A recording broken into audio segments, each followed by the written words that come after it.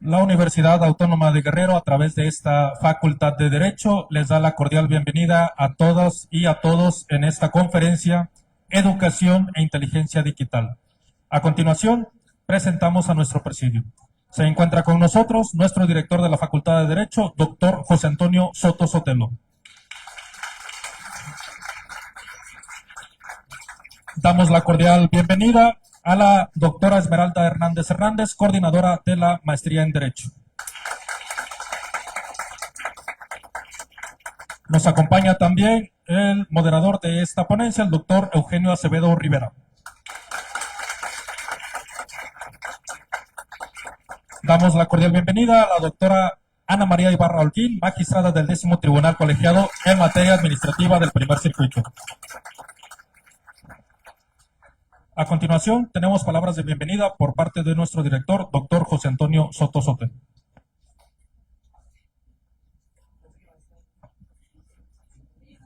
Muchas gracias. Muy buenas tardes a todas y a todos los presentes. Nos complace profundamente darle la más cordial bienvenida a esta actividad académica que hoy nos convoca para una reflexión oportuna y necesaria sobre educación e inteligencia artificial, temas que marcan ya el presente y que sin duda delinearán el futuro de las ciencias jurídicas. Saludo con especial afecto a nuestras alumnas y alumnos de licenciatura y posgrado, a nuestras maestras y maestros, al público en general que nos acompaña en este auditorio y por supuesto a quienes nos siguen a través de nuestras redes sociales e institucionales. Esta jornada se realizará en el marco de nuestra vocación como universidad pública, autónoma, crítica y de libre pensamiento.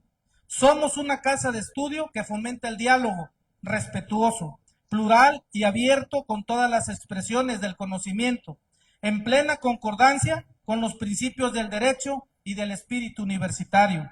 Recibimos hoy con enorme gusto a la doctora Ana María Ibarra Holguín, magistrada del 10º Tribunal Colegiado en materia administrativa del primer circuito, a quien agradecemos su presencia entre nosotros, su sólida formación académica, su experiencia como jurista y su compromiso con la docencia en instituciones de excelencia, es decir, el talento académico de la ponente, enriquecen en este espacio universitario que busca formar profesionales con visión crítica y conciencia ética.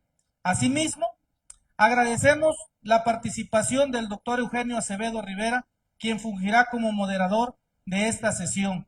El doctor Acevedo es docente distinguido de nuestra gloriosa Facultad de Derecho, donde imparte cátedra en los programas de doctorado, maestría y licenciatura. Su experiencia y compromiso con la defensa de los derechos humanos aportarán una guía fundamental en este diálogo académico. Agradezco también la presencia y el acompañamiento de nuestra coordinadora, la doctora Esmeralda Hernández, quien nos ha facilitado y nos ha dado las facilidades para llevar a cabo este evento. Como lo he señalado en otras ocasiones, nuestro presidente del Honorable Consejo Universitario, el doctor Javier Saldaña Almazán, nos ha dicho que la universidad no puede ni debe cerrarse a ninguna expresión académica que fortalezca la educación de nuestras y nuestros estudiantes. Por ello, esta Facultad de Derecho está muy atenta a los procesos de transformación social, jurídica y tecnológica y abre sus puertas a la reflexión seria y responsable sobre los grandes temas de nuestros tiempos. Porque no hay reforma posible ni avance real sin pensamiento. Lo que hoy discutimos desde las aulas, mañana será parte de nuestros planes de estudio y de nuestro ejercicio profesional. Hoy estamos sembrando ideas que mañana serán jurisprudencias, serán ley, serán conciencia colectiva. Sean todos y todas bienvenidos a esta sesión. Muchas gracias.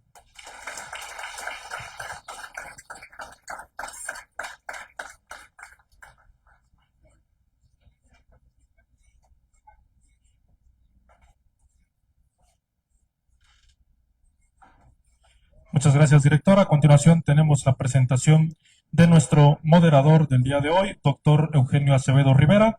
Actualmente es el director de dictámenes y resoluciones de la Secretaría de la Comisión de los Derechos Humanos del Estado de Guerrero y docente de la licenciatura en Derecho, maestría y doctorado en Derecho.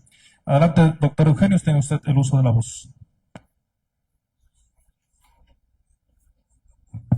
Bueno, ¿sí me escuchan? Bueno, pues muy buena tarde, gracias por la presentación, pero lo más importante es escuchar a nuestra distinguida ponente. Gracias, estimado director, por esta invitación que tan gentilmente me hizo, e igual al doctor Javier Saldaña Almazán, nuestro rector, por permitirnos estar en estos foros en donde vamos a debatir pues temas de actualidad, y quién mejor que una magistrada de circuito que hoy nos viene a compartir solo una parte de su experiencia.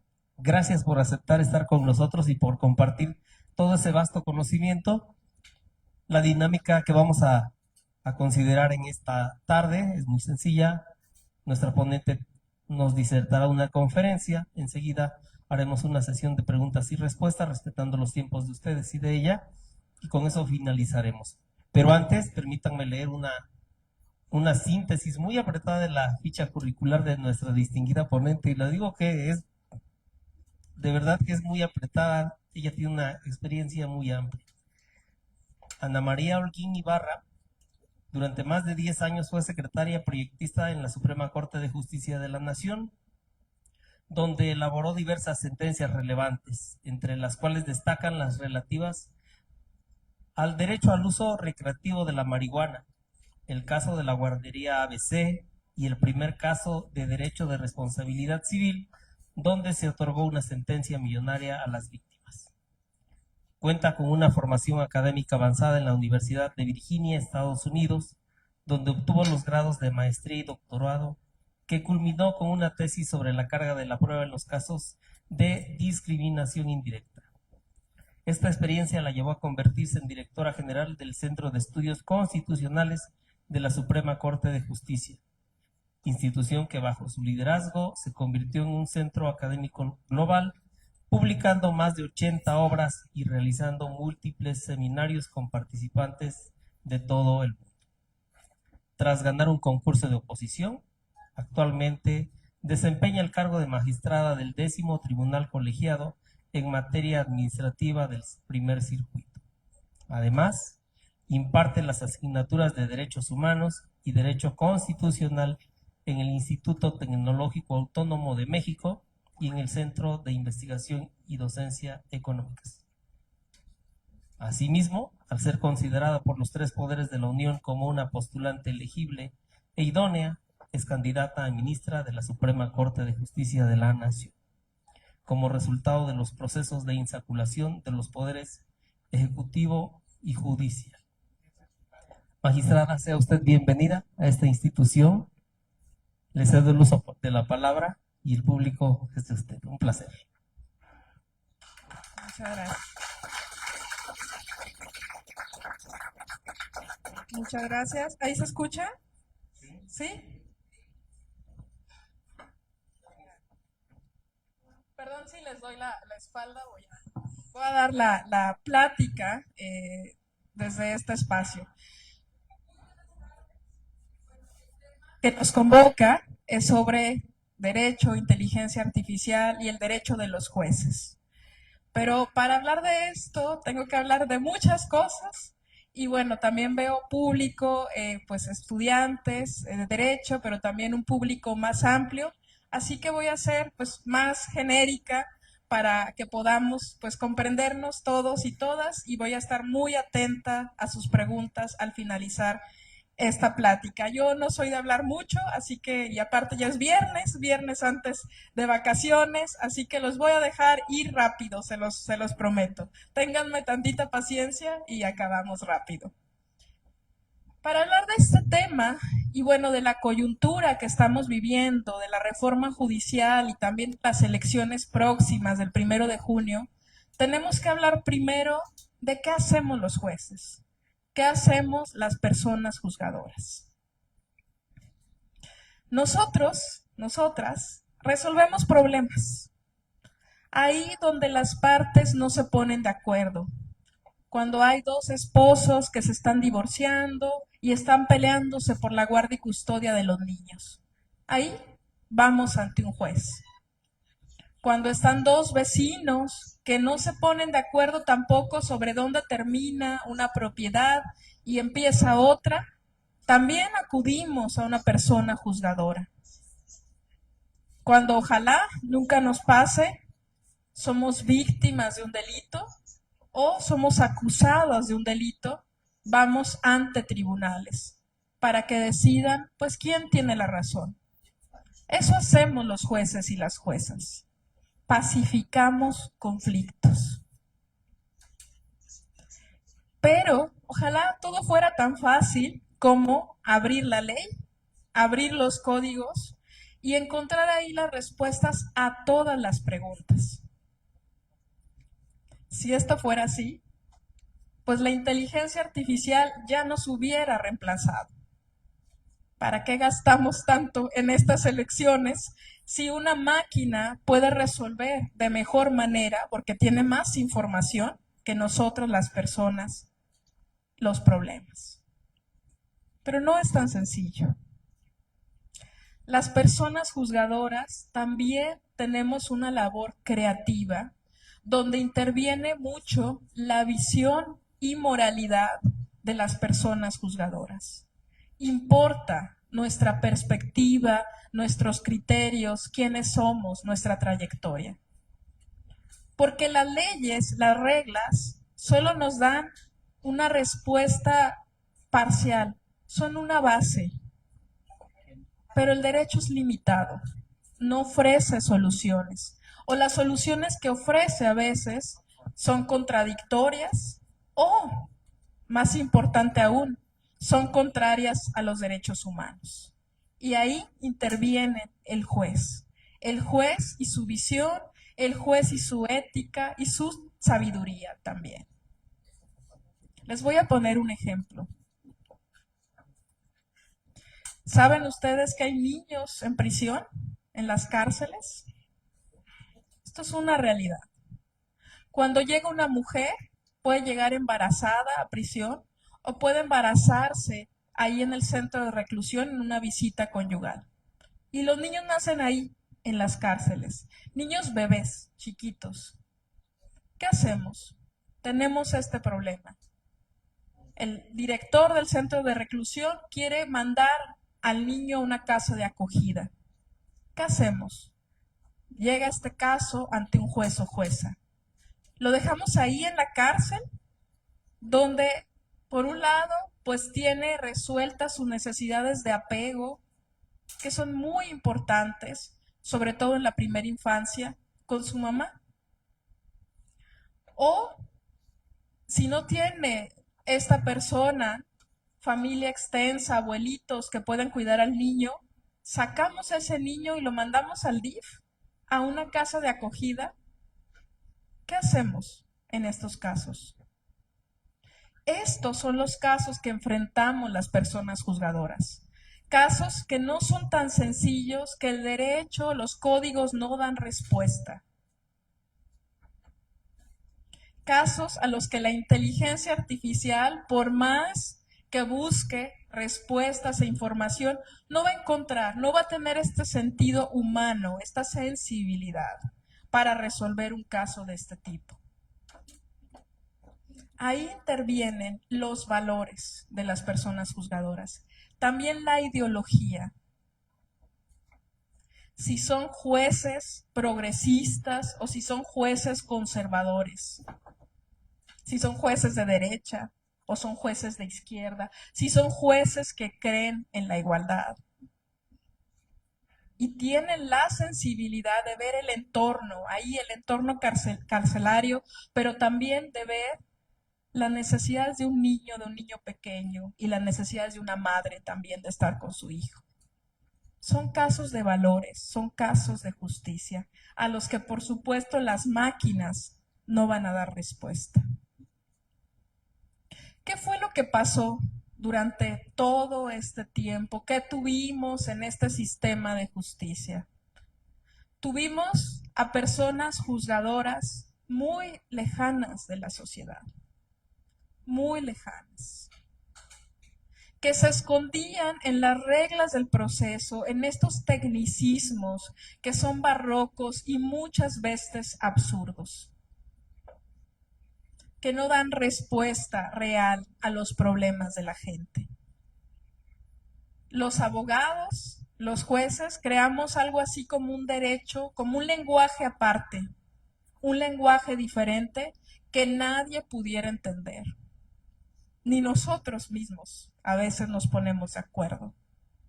Y en estos tecnicismos fuimos generando un derecho inaccesible, un derecho lejano de la sociedad, un derecho que no mira a su país, que no escucha a las necesidades de la gente. Un derecho que solo lo pueden acceder pues las personas que tienen dinero. Si volteamos a las cárceles, ¿quiénes están ahí en las cárceles? Los más pobres.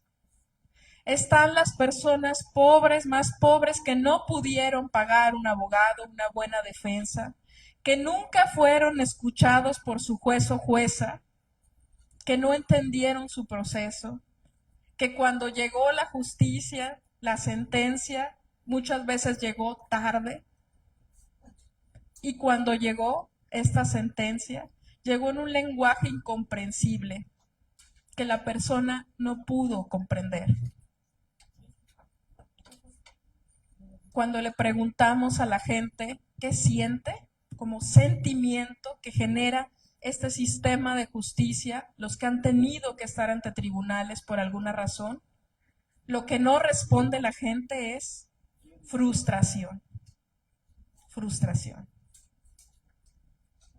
¿Por qué esta justicia tan lenta, tan incomprensible, solo genera distancia, solo genera oscuridad?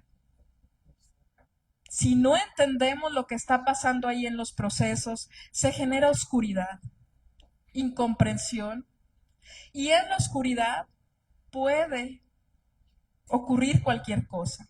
La oscuridad se presta para la corrupción y para la impunidad. Y la impunidad no es simple negligencia. La impunidad es complicidad. Si los jueces, las juezas, nos escudamos en estas dificultades técnicas y no damos respuesta y nos convertimos en una puerta giratoria donde quien está en las cárceles no son quienes deben estar y están en las calles quienes deben estar en las cárceles, no habremos entendido nada de estas demandas sociales. Necesitamos una justicia que no se pueda comprar ni corromper. Necesitamos una justicia que escuche de verdad, que escuche a la gente y sus necesidades más sentidas. Una justicia que separe el poder del dinero del derecho. Estas necesidades no pueden ser atendidas por una máquina. Vamos a elegir el próximo 1 de junio a personas de carne y hueso. Y claro que queremos a personas preparadas, es lo mínimo que nos pueden ofrecer, es la base, pero no es suficiente. Si eso fuera así, pues mejor sí contratamos unas máquinas, nos sale más barato que toda esta elección, que vengan a resolver los problemas. Necesitamos preparación, pero necesitamos sobre todo personas éticas, honorables, que resistan cualquier clase de presión, que no vean en el sistema de justicia una manera de volverse ricos. La justicia, la impartición de justicia es un servicio que debe escuchar, tratar dignamente a las personas. Esto fue lo que motivó estos cambios que tenemos enfrente. Una justicia alejada, distante. Ahora tendremos la oportunidad, las y los ciudadanos, de elegir qué justicia queremos, qué personas de carne y hueso, a quienes, que ustedes los miren y ellos los miren a ustedes, queremos ahí, en nuestros tribunales y en la máxima casa de la justicia, que es a lo que yo aspiro, la Suprema Corte. Ustedes podrán elegir el próximo 1 de junio. Yo quiero una justicia con equidad y con sentido social. Con equidad, porque aunque todos somos iguales ante la ley, no todos venimos de donde mismo. No basta tener igualdad de oportunidades cuando hay obstáculos reales que nos impiden ejercer los derechos, la educación, la vivienda, la salud, derechos básicos que nos permitan vivir dignamente. Necesitamos reducir estas brechas, porque México es un país profundamente discriminador, pero también profundamente clasista. Se discrimina no solo a los grupos vulnerables, se discrimina también a los más pobres, y son la mayoría de este país. Pero se discrimina también por color de piel. Y el derecho sí puede y debe ser un motor para reducir estas brechas de desigualdad. Y sí se puede. Sí se puede, porque yo lo he venido trabajando, he sido testigo de que el derecho sí puede ser este instrumento. Cuando tengo un asunto de una persona con discapacidad, tengo que ponerme en su lugar y tratar de entender sus problemas de accesibilidad y ejercicio de sus derechos. Yo no soy una persona indígena, pero si tengo un caso de sus comunidades o de sus derechos, tengo que ponerme en su lugar y tratar de entender el valor de la tierra que tiene para ellos y sus usos y costumbres y su arraigo con la comunidad. Esto es juzgar con equidad. Es también juzgar desde la izquierda. Es ver al derecho como un instrumento que cierre estas brechas. Es juzgar con empatía. Yo también quiero una justicia con sentido social, porque la sociedad no puede ir por un lado, avanzar por un lado, mientras el derecho retrocede por otro. El derecho también puede ser motor de cambio social, y lo hemos visto, con sentencias vanguardistas, progresistas, que avanzan nuestros derechos, no obstante la ley vaya retrasada, no obstante la ley se quede atrás. Los jueces sí podemos interpretar la ley para ir hacia adelante, para avanzar nuestros derechos. Hay muchas leyes todavía retrógradas, arcaicas, insensibles, y está en manos de las personas juzgadoras avanzar, cambiar estas reglas. Sí podemos, tenemos esa facultad, porque tenemos que privilegiar los derechos humanos. Y al avanzar los derechos humanos, podemos también avanzar los criterios y avanzar los cambios. Les cuento, por ejemplo, una sentencia que proyecté donde dijimos que ahora las mujeres tenemos derecho a poner en primer lugar el apellido materno. Este es un cambio, es un avance desde la judicatura, desde lo que hacemos los jueces, porque no es obligatorio. ¿Por qué tendríamos siempre que tener el apellido paterno?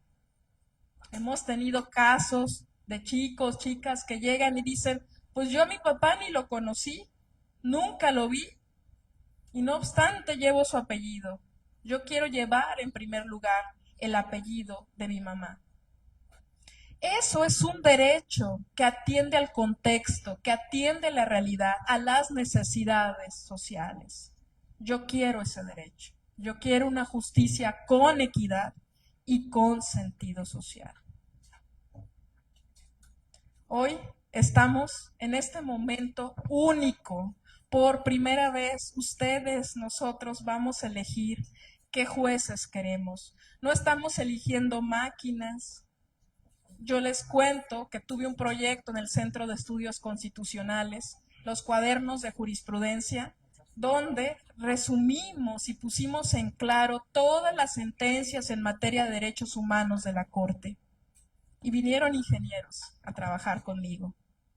Querían hacer un proyecto de inteligencia artificial.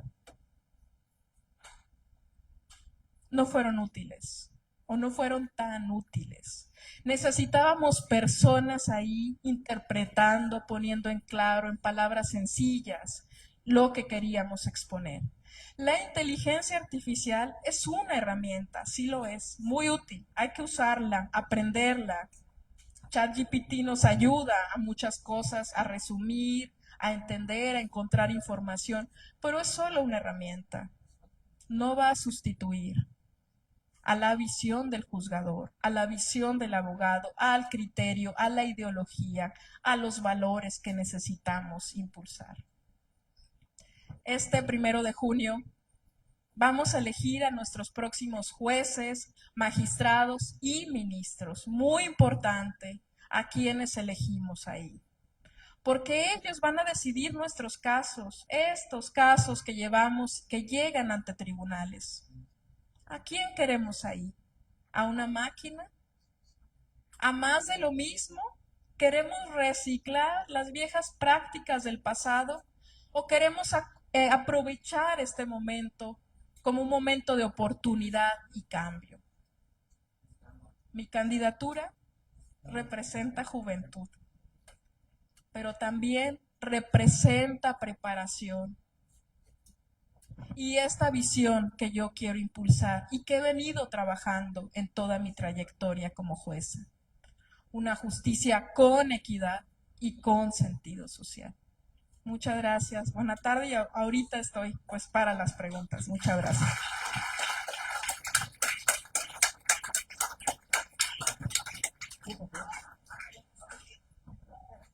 Muchas gracias, estimada doctora Ibarra Holguín.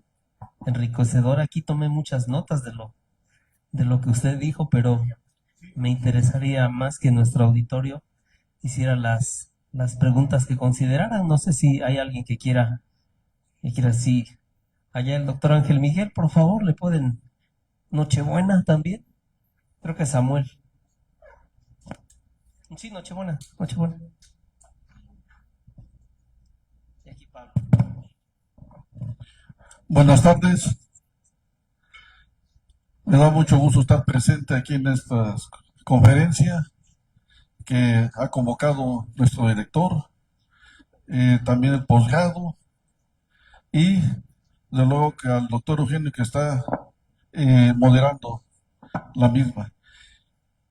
Es cierto lo que está comentando la magistrada Ana María Ibarra.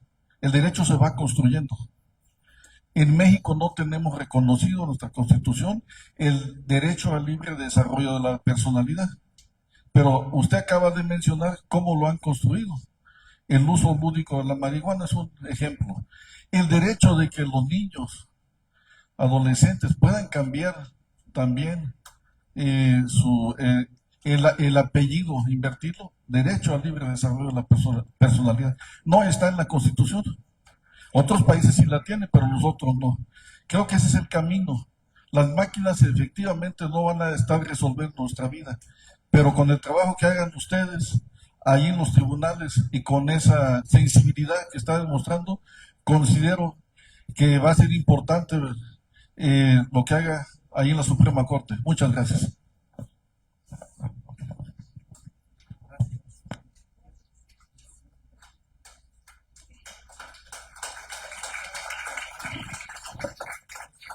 Tres preguntas me indica la ponente y contesta, por favor. Nochebuena, sí. Bueno, sí, buenas tardes a todos. Gracias por estas pláticas y conferencias a nuestro director de la facultad, a la coordinadora de la maestría, a nuestro querido profesor Eugenio, muchas gracias. Doctora Ana María, muy interesante la plática, la verdad. Yo tengo una pregunta. ¿Cree usted que también con toda esta nueva reforma del Poder Judicial, que todos ahora vamos a escoger jueces, magistrados, ¿cree usted que también se debió haber reformado un poco lo de la cuestión de los ministerios públicos?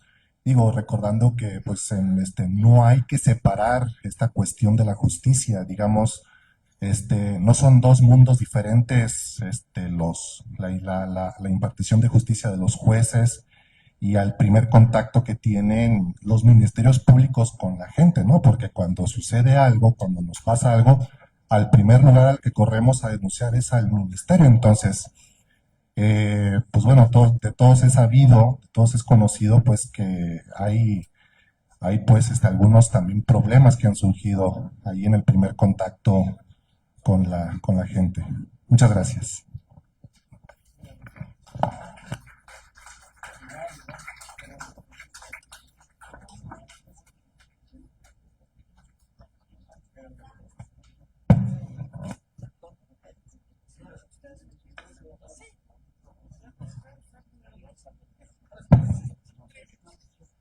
Sí, buenas tardes, su señoría, buenas tardes, felicitarla por adherirse a este movimiento nacional. Me da mucho gusto que esté pues, de todo tipo ahorita. A mí me llama mucho la atención dos sentencias que tiene. La primera, bueno, también me llama mucho la atención su trabajo en Estados Unidos, la carga de la prueba con la discriminación, por discriminación, algo así, ¿no? Y la otra que tuvo al artículo 4 de la sentencia del medio ambiente. Mi pregunta es esta, ¿qué opinión le refiere en el caso de la reforma del artículo 4 a la protección de los animales, el derecho a los animales, bajo la figura del especismo, que es la discriminación por raza, ¿verdad? Perdón, por especie, y que ahora que ya se hizo la reforma, pues se supone que ya va a estar en el cuarto constitucional? Muchas gracias. Muchas gracias, excelentes comentarios y preguntas que agradezco. Sí, por supuesto, esta reforma judicial es un punto de partida, no va a cambiar de manera, pues digamos, completa, ni resolver todos los problemas de justicia que hay en el país. Los problemas de justicia, ustedes los conocen bien, son muy profundos, son muy grandes. Necesitamos una reforma integral a la justicia, muchos cambios, muchas voluntades, cambio de cultura, muchísimos esfuerzos de forma conjunta. Pero a mí no me gusta lavarme las manos. Cuando se nos criticó al Poder Judicial, ¿qué respondieron nuestros altos funcionarios de la Corte? Las fiscalías están peor, o el Poder Judicial local está peor. No es mi problema. Yo resuelvo lo que llega a la justicia federal. Esto, pues a mí no me parece que sea cierto. Nosotros, juzgadores federales, sí tenemos responsabilidad y sí podemos incidir en las prácticas. No podemos contestar a las críticas que se nos hace a la propia casa diciendo la del vecino está peor. Tenemos que tomar cartas en el asunto y resolver fuertemente lo que nos toca, pero no lo hicimos. Y sí se puede. Les pongo un ejemplo. Ustedes cuando han visto alguna película en Estados Unidos y los detienen a alguien, han visto que les dicen, tiene derecho a guardar silencio, ¿se acuerdan? Cuando detienen a alguien. Una práctica policíaca. Pues esos derechos, los derechos Miranda, se les llama en Estados Unidos, nacen a partir de una decisión judicial. Entonces sí que los jueces podemos impactar las prácticas desde la policía, Guardia Nacional, ministerios públicos, y no nada más decir, es que a mí no me toca, es que hizo mal su investigación, es que no armó bien la carpeta. Sí podemos incidir con nuestros criterios y resoluciones sobre cómo sí deben hacerse las investigaciones, para que no tengamos este sistema que responsabiliza a los inocentes y suelta a los culpables. Hay que hacernos cargo. No obstante, no lleguen las grandes reformas, desde lo que nos toca podemos impulsar estos cambios. Y bueno, sobre el tema del especismo y las reformas al cuarto constitucional, pues yo diría en sentido amplio que aunque no podemos homologar o dar derechos humanos a los animales, pues sí podemos prohibir el maltrato animal o el sufrimiento innecesario. Es un tema muy complejo donde pues atraviesan límites morales respecto de cuándo empieza el sufrimiento, qué es lo que sí podemos tolerar, qué es más importante, si por ejemplo el derecho a la alimentación o que a veces sabemos la industria alimenticia provoca mucho sufrimiento animal. Son problemas límites que seguramente vamos a tener que resolver en los próximos años en la Suprema Corte, cuando estos casos vayan llegando, ¿no? Casos ya en específico sobre maltrato animal. Muchas gracias. El maestro Zamacona quería preguntar. Samuel y el licenciado Luna, por favor.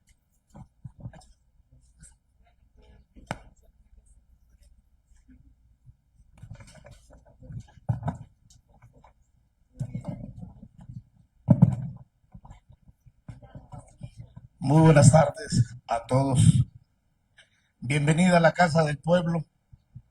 Esta sí es la Casa del Pueblo, porque aquí están alumnos de muy escasos recursos económicos y el rector Javier Saldaña, en un porcentaje de un número muy significativo le da espacio a los indígenas, los que usted mencionó hace un momento. Veo aquí en su papeleta que está propuesta por el Poder Ejecutivo y por el Poder Judicial. ¿Es correcto? Ok. Tienen ustedes más prohibiciones que permisiones. Y eso es lo malo de esta campaña. No es que sea contrera. Qué bueno que viene usted. Así vinieran todos. Y yo le pediría a alguien que es candidato a juez de distrito que se parara, porque fue mi compañero de la maestría, Luis Roberto Jiménez Cabrera. Párate, compañero, porque tú también eres candidato del Poder Judicial. Es egresado de la Universidad Autónoma de Guerrero. Entonces le comento, tienen ustedes más prohibiciones que permisiones. Eso debería estar permitido, no prohibido, porque hay que ver al candidato a los ojos, así como viene usted ahorita. Pero lo que están prometiendo en campaña ahorita, ustedes que pasaron del escritorio al territorio, es decir, hacer una propuesta de cómo quiere la gente la justicia, ya está en el 17. Una justicia pronta, expedita, imparcial, rápida. Entonces, ¿qué es lo que se necesitan? Se necesitan jueces con ética, con compromiso, juzgadores que no vendan la justicia. Le escuché decir que teníamos una justicia elitista, sexista. He escuchado a alguna candidata a Lenia Batres, y créanme que eso lesiona a los juristas que estamos aquí, los que andamos en los tribunales, porque luchamos no tan solo con la ley, no tan solo con la contraparte, luchamos también contra ustedes, que retardan las sentencias cuando les llegan los casos por alguna u otra razón. Ustedes se fueron al paro nacional. Todos esos asuntos que quedaron pendientes, ¿a quién vamos a responsabilizar por no haberse resuelto en tiempo y forma? ¿Era una lucha legítima? Sí. Les dijeron de todo a ustedes y no salieron a defenderse. Y cuando salieron a defenderse, salieron divididos. Unos por un lado y otros por el otro lado. Ojalá que esta nueva Suprema Corte, estos juzgados de distrito y estos tribunales colegiados, llegue gente, como lo dijo usted, con experiencia, con capacidad, no gente improvisada, que tenga un color atrás y tenga la justicia enfrente. Yo soy hacedor de frases jurídicas y siempre he sostenido que cuando la justicia para su aplicación se consulta, se pierde la autonomía y la independencia del juzgador. Le deseo suerte. Qué valentía la de ustedes entrar en un proceso tan complicado como este. Tan fácil que hubieran dicho, se inscribieron 500 para la Suprema Corte de Justicia y que el pueblo hubiese elegido de forma independiente. Pero ponerles etiquetas de que los propone el Poder Ejecutivo, el Poder Legislativo, el Poder Judicial, o es funcionario del Poder Judicial que está en funciones todavía, eso trastoca precisamente la inteligencia del elector. Estuve en contra de la reforma como se planteó, pero sí pedía yo a gritos que se reformara el Poder Judicial. Hoy le puedo decir a mis compañeros que están aquí, que salgan a votar. Le pediría que hiciera su pregunta, maestro Zamacona, por favor. La pregunta es directa a la compañera, que es candidata a ministra. ¿Cómo pueden ofrecer ustedes una justicia pronta, expedita e imparcial si están propuestos precisamente por los que están en el poder? En el derecho electoral hay un principio, la independencia, la autonomía. Gracias.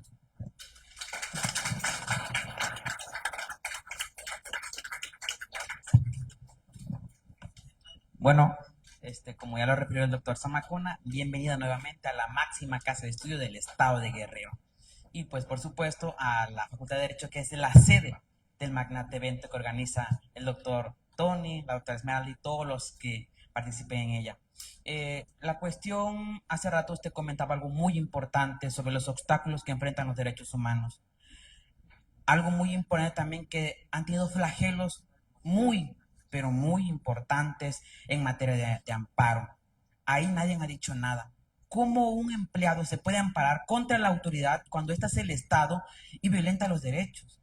Es evidente que existen intereses políticos, económicos y no sociales, pero también cómo usted, a través de su postura, puede incluir los derechos como un todo. Hace rato yo comentaba con el doctor Eugenio por qué las autoridades que imparten justicia ven a los derechos como un solo. La Constitución dice que todos tenemos derecho en el territorio mexicano. ¿Por qué a un compañero le garantizan el derecho al empleo con todos los derechos laborales que ya están reconocidos en el 2012 después de la reforma, que es progresiva? ¿Y por qué solamente me están garantizando un salario bajo un contrato arbitrario? ¿Por qué la autoridad no ha puesto candados específicos para asegurarme a mí un futuro? Yo, como muchos estudiosos del derecho que ya salimos de la licenciatura, no tenemos un empleo que nos garantice una calidad de vida digna, que según la Constitución tenemos. Es evidente que nuestra Constitución es el faro internacional de la modernidad de los derechos sociales. Yo no los veo. Algo al respecto que usted pudiera, una postura, si llega al cargo, ¿cómo puede garantizarnos a nosotros, los subordinados del Estado?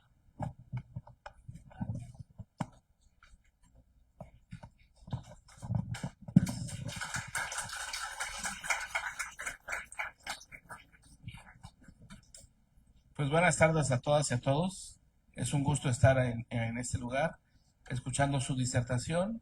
Doctora, felicitaciones por su candidatura y esperemos que cuente con el aval de la población para llegar a tan alto cargo, ¿no?, en la magistratura. Escuchaba lo que comentaba usted sobre los derechos de los animales, ¿no?, de las personas no humanas, que son consideradas así, ¿no? Y que considero yo que si bien es cierto que los derechos humanos, el protegerlos y respetarlos, pues es primordial para el Estado de Derecho, creo que también enaltece al ser humano la protección de estas criaturas, de las personas no humanas, que conviven con nosotros día a día y que además interactúan como parte de este planeta del que somos también parte nosotros. Escuchaba también su planteamiento sobre la equidad, sobre el nivelar el piso para que todos tengamos el acceso a la justicia de una manera pronto, efectiva. Y sobre eso, bueno, yo tengo pues una pregunta que hacerle sobre las medidas compensatorias que muchas veces se han dictado en algunas leyes, en algunas circulares, en algunas otras disposiciones, y que establecen pues ciertos derechos a priori o aparentemente mayores para algún sector de la población. Entonces mi pregunta es, ¿qué opina usted sobre esas medidas compensatorias y cuánta durabilidad pueden tener o es necesario que tengan, porque algunas parecieran que son eternas? ¿Sí? Entonces sería mi pregunta al respecto. Muchísimas gracias. Gracias, muchas gracias. Tan interesantes preguntas. Bueno, quiero decirles primero que yo no me fui a paro. Yo siempre estuve a favor de un cambio. Yo fui de ese grupo de juezas y magistradas que dijimos, no podemos detenernos porque lo que prestamos es un servicio. Es como si los médicos se hubieran detenido. Nosotros también tenemos una responsabilidad muy profunda que es la justicia, así como los médicos, la salud. Y no es poca cosa. Yo respeto mucho a mis compañeros del Poder Judicial, entiendo lo que significan estos cambios para su vida, para nuestra trayectoria, para todo lo que nos hemos esforzado para estar donde estamos. Y yo las críticas que hago, no las hago en un sentido de que haya corrupción, sino que es un sistema el que teníamos, que nos hizo de cierta manera alejados. Pero eso lo podemos cambiar. Y yo creo que los que quieren participar, que no abandonaron la casa, que quieren seguir luchando por construir un nuevo poder judicial, tienen lecciones aprendidas y quieren seguir contribuyendo a la justicia, a pesar de que les bajen el sueldo, a pesar de que los denosten, a pesar de que tengamos una elección muy difícil con muchas restricciones. Yo también lo celebro a ellos, que están poniendo la cara para salvar el barco de la justicia en México. Pero ojalá no solo lo mantengamos a flote, ojalá los llevemos a un mejor rumbo. México se merece una justicia mejor. Decían cómo no se va a politizar o algo de los tres poderes. Quiero decirles que yo fui considerada candidata idónea por los tres poderes del Estado. Fui seleccionada como una de las 9 candidatas a ministras por el Poder Judicial, una de las 18 del Poder Ejecutivo y una de las 20 del Poder Legislativo, de cientos de postulantes. Yo estuve siempre en esos primeros 20 lugares. En 3 poderes del Estado que no se ponen de acuerdo para nada, sí coincidieron en mi candidatura. Estoy postulada ahora por el Ejecutivo y el Judicial porque no salí en la tómbola del Legislativo, pero eso fue la suerte.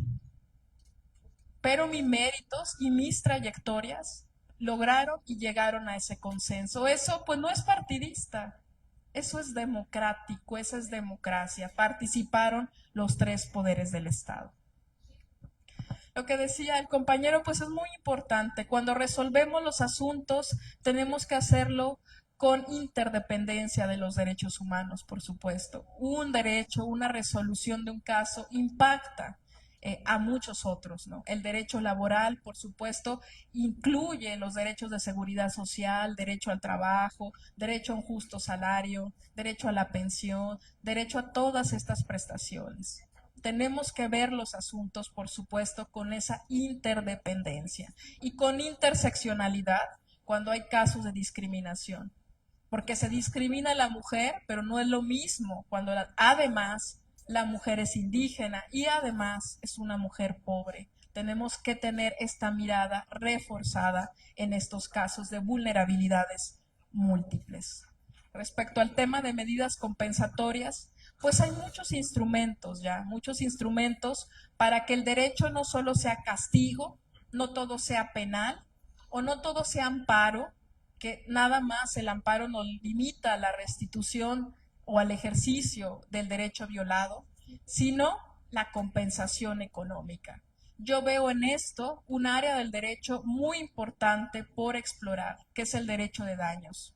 Si alguien es negligente, vamos a reclamarle para que pague y que compense a veces donde más les duele, que es en los bolsillos.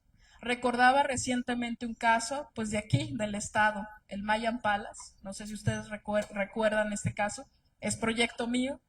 En este proyecto, lo que dije, es que tienen derecho los padres de la víctima, es un chico que muere electrocutado en un lago artificial de este hotel, que debe ser una indemnización suficiente y para reparar no solo el daño material, sino también el moral, lo que sufrieron los padres. Por supuesto, nada les va a regresar a sus hijos, pero hay que dar una medida ejemplar para que quien comete una negligencia lo piense y mejor arregle sus instalaciones para que estas tragedias no vuelvan a ocurrir. Ese es un camino que también podemos tomar para avanzar. La vía civil, combatir las negligencias para que paguen aquellos que cometen estos actos en contra de los derechos. Vamos a hacer una última sesión de preguntas. Por favor, aquí no está el maestro Antonio, levantó la mano, la compañera Katia, y Pablo, terminamos, por respeto aquí a los tiempos de nuestra querida ponente. Buenas tardes, compañeros y compañeras universitarios y compañeros que nos visitan. Bienvenida, candidata Ana María, a este foro. Agradecerle al director su invitación, a nuestro rector, moderador, a la coordinadora de la maestría y a todos. Anoté algunas cosas, pero estoy viendo mi teléfono. No traje hojitas, no traje lapicero, pero estoy viendo mi teléfono. No sé si sea bueno o sea malo para un poder judicial que hoy está en la política. Así lo veo.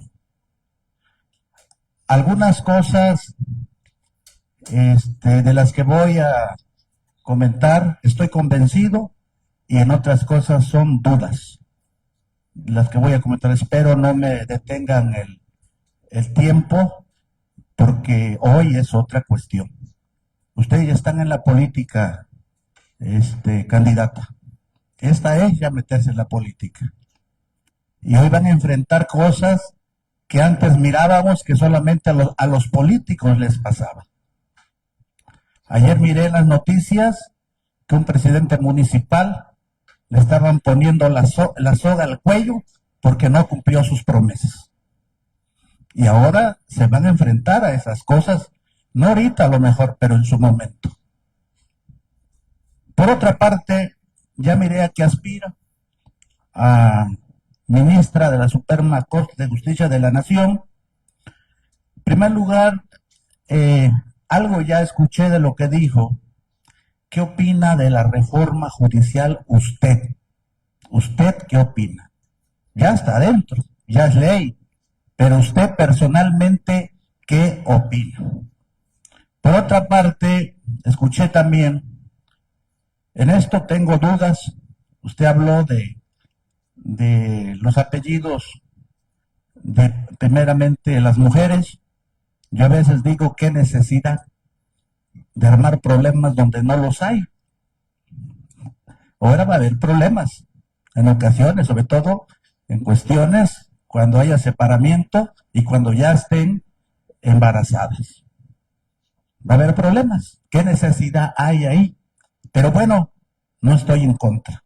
Simplemente es una preocupación. Sé que ya hay un proceso, ¿no? Cómo resolverlo, pero en vez de reconciliarnos vamos a hacer enojar más. Por otra parte, escuché que si me quiero divorciar voy a ir a su tribunal. Esa es la duda que tengo, ¿no? Por otra parte, usted si llega, tendrá algunos compromisos políticos que tenga que cumplir. Si llega a ganar, tendrá algunos compromisos políticos, como es clásico en la política, porque ya están en la política. Por otra parte, su estrategia, ¿cuál es su estrategia para que la gente del área rural vote?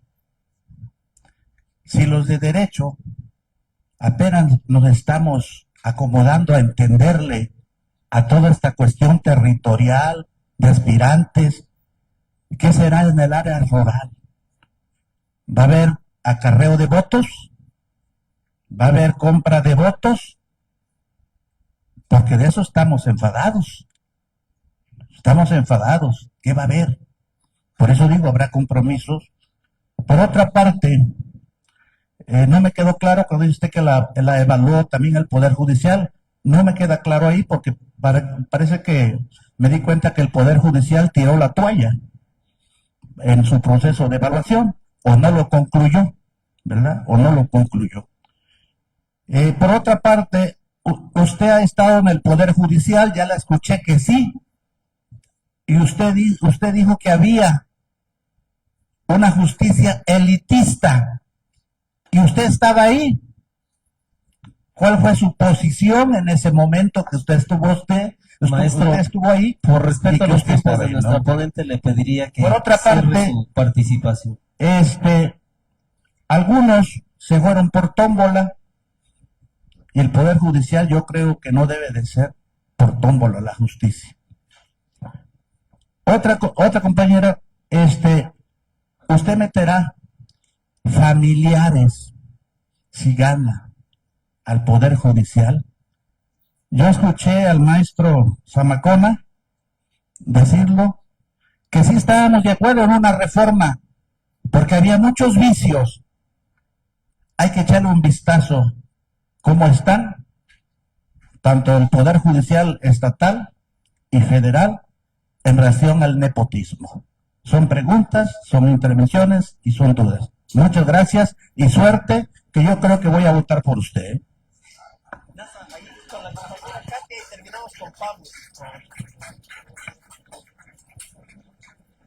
Les pido que sean muy precisos en sus preguntas, Ok. por favor. Sí, Una pregunta.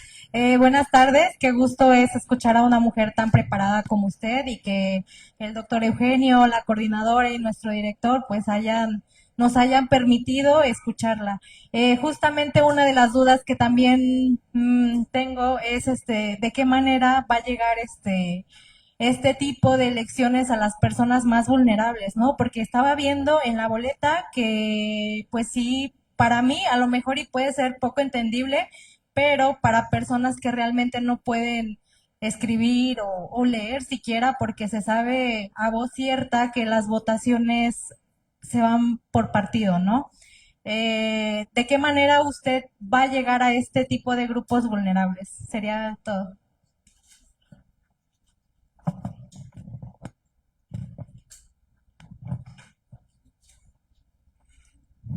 Doctora Ana María. Pablo García Cortés, doctora Ana María, mi reconocimiento por estar acá. Me imagino que es un reto importante ser candidata a ministra de la Suprema Corte.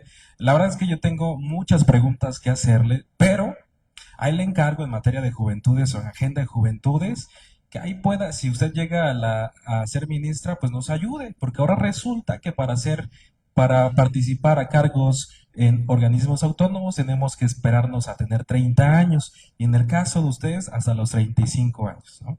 Pero mi pregunta muy precisa es ¿cuál es su diagnóstico sobre los desafíos actuales del sistema judicial en México y cómo piensa abordarlos? Gracias. Gracias, adelante.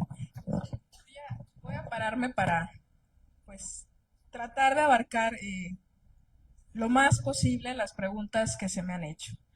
¿Qué pienso de la reforma judicial? que era necesaria. La justicia en México no aguantaba más. Necesitábamos una sacudida de ese tamaño. Necesitábamos bajarnos de ese pedestal.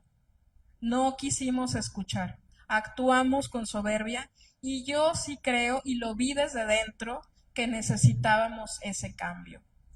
Y no porque haya estado adentro significa que lo estaba convalidando. Desde dentro estaba yo combatiendo el formalismo, que es la principal crítica y el principal diagnóstico y problema que le hago al sistema de justicia. Porque el formalismo es esto, es la cerrazón, es no hablar claro, es escudarnos en la técnica para no resolver los problemas. Eso es lo que nos llevó a donde estamos, a una distancia, a una lejanía con la sociedad. Y eso lo trabajé desde dentro.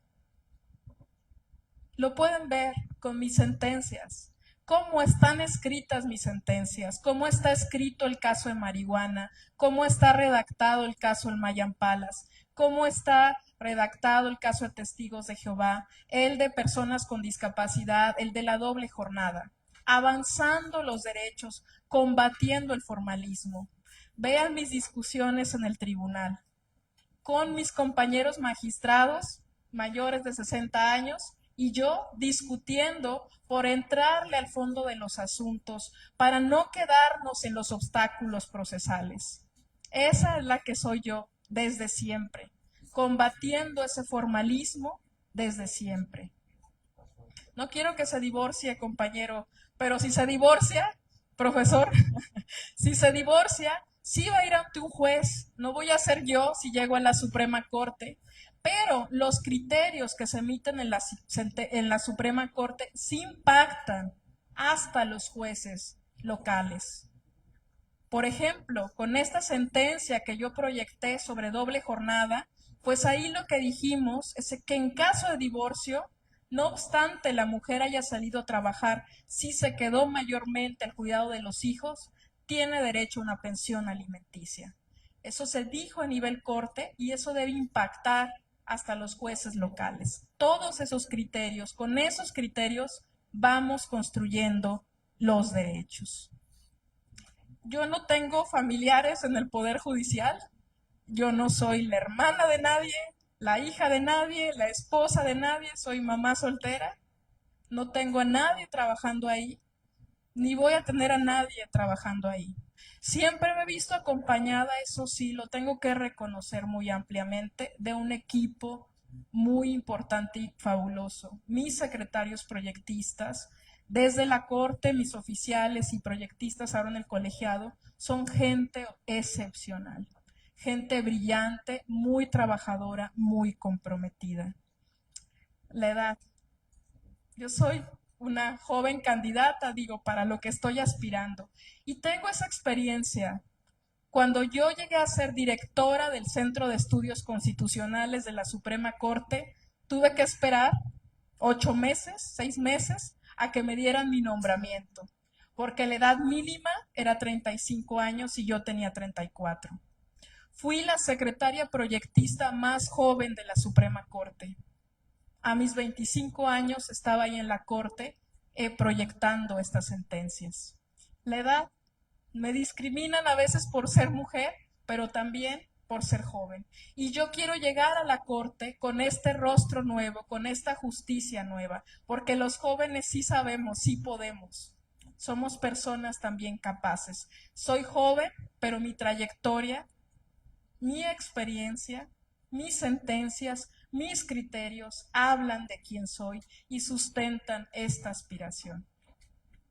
No respondí todo, pero les agradezco mucho lo que me acordé, lo que pude rescatar. Muchas gracias esta tarde por acompañarme. Gracias, magistrada. Para culminar y antes de hacer el reconocimiento, yo le pido que pudiera dar un mensaje aquí a nuestros estudiantes. Tenemos estudiantes de licenciatura, de maestría, de doctorado, docentes, servidores públicos, de la importancia de estudiar derecho, de por qué somos importantes los abogados en la sociedad. Bueno, yo lo que les digo a mis estudiantes siempre, el derecho es bien bonito, pero no lo veamos como algo nada más de aprenderse y memorizarse reglas. El derecho es construcción, es creatividad. Ustedes véanse como investigadores. Cuando tienen un problema, un caso, ya sea como litigantes o trabajando en el Poder Judicial, véanse como esos que van a descubrir la verdad. Van a acercar la evidencia, van a investigar el mejor derecho, el derecho internacional, el derecho comparado. No hay respuestas claras. Hay problemas y muchas veces esos problemas son muy interesantes. Acérquense así a la justicia con esta curiosidad para construir. No abandonemos al país, no abandonemos la justicia en México. México se merece una justicia de verdad. Y nosotros, los operadores judiciales, los abogados, los profesores, los litigantes, damos forma a esta posibilidad, a la posibilidad de que las personas cuando tengan un problema tengan una respuesta rápida, completa, pero también de calidad. Una justicia bien pensada, una justicia sensible. Nosotros podemos construir eso. Ustedes jóvenes tienen muchas herramientas ahora para investigar. Eso es el trabajo de un jurista, investigar, ser creativos, innovadores, estar a la vanguardia de los problemas. Gracias también.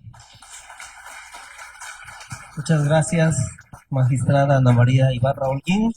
Con esto terminamos y adelante, por favor. Muchas gracias, doctor Eugenio Acevedo Rivera. A continuación tenemos entrega de reconocimientos a nuestra ponente y moderador por parte de nuestro director y coordinadora de la maestría en Derecho. Le voy a pedir a la maestra Esmeralda Hernández, nuestra coordinadora del posgrado, haga entrega de este reconocimiento con un mensaje.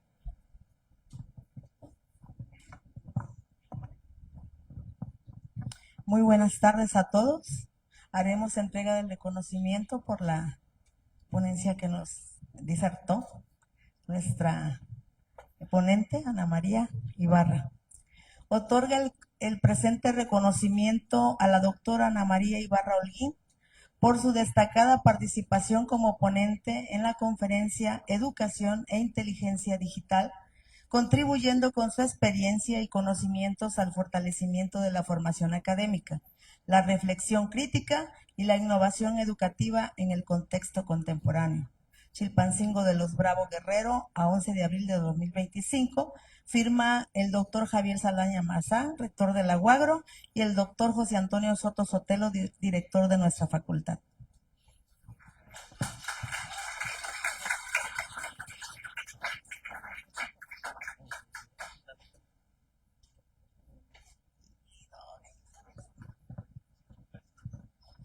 Pues antes de entregar el reconocimiento a nuestro moderador, quiero reconocer el trabajo de todos los compañeros de logística, al compañero Joaquín García Dame, que desde la elaboración del banner hasta maestro de ceremonia y conclusión, a todo el equipo, por allá Brian, maestro Refugio, contadora Nazaret, es el equipo que a veces ese trabajo no se ve, pero es lo que hace grande también a la Facultad de Derecho. Y por supuesto la presencia de ustedes, alumnos, alumnas, maestros, maestras, todo el personal de la universidad, todos los compañeros, un fuerte aplauso para ustedes. Y bueno, ya que reconocimos todo ese trabajo, pues vamos a reconocer también al doctor Eugenio Acevedo Rivera por la moderación que llevó el día de hoy de parte de nuestro rector y pues de tu amigo Antonio Soto.